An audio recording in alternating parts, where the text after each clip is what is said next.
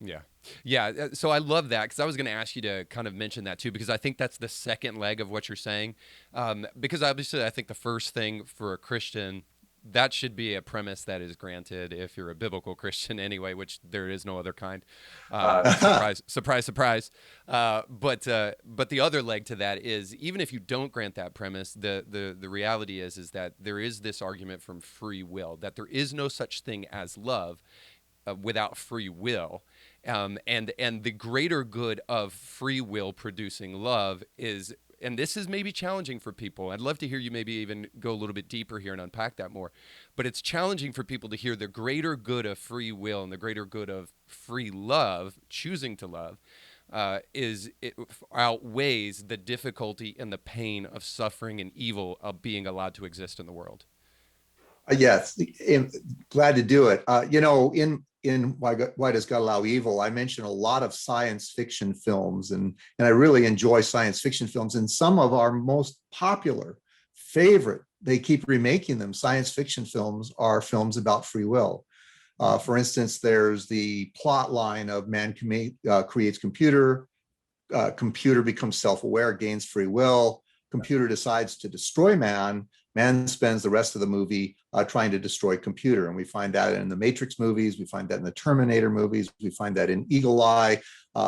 We find shades of that. As a matter of fact, we find that in Blade Runner, Westworld rather, Yeah. and shows like that, where they make this computer, and this computer gains free will, and then the computer begins to rebel against humankind. That sounds an awful lot like the gospel, doesn't it? I mean, God creates man, gives man free will, man rebels against the creator, in fact, kills God the Son.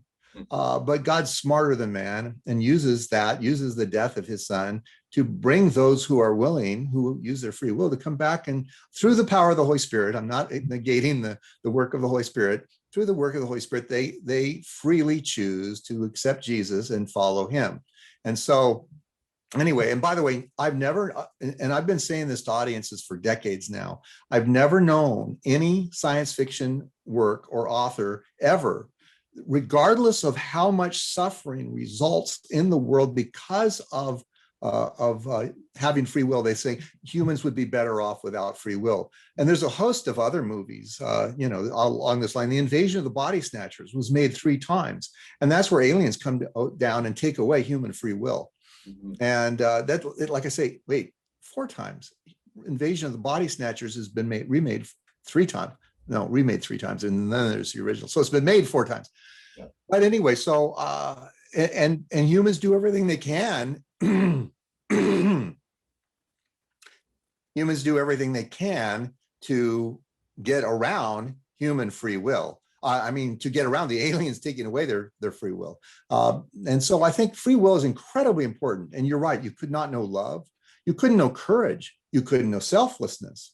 And when it comes to Adam and Eve using their free will wrongly, there's a term we use in theology called o felix culpa, and that's in Latin, that means, oh, fortunate fall.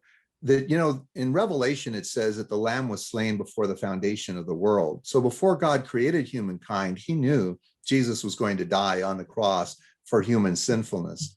But if Adam and Eve hadn't fallen, we wouldn't have known about the love of God to the extent that we know it now, not even close. Seeing God the Son allow himself to be tortured to death on the cross is quite an education for us. You can catch brand new episodes of Indie Thinker with Reed Huberman every Monday, and weekly bonus episodes to keep you thinking throughout the week. But you have to subscribe and click the bell to be notified when new episodes drop. If you enjoy this content, make sure to like this video and share it with friends.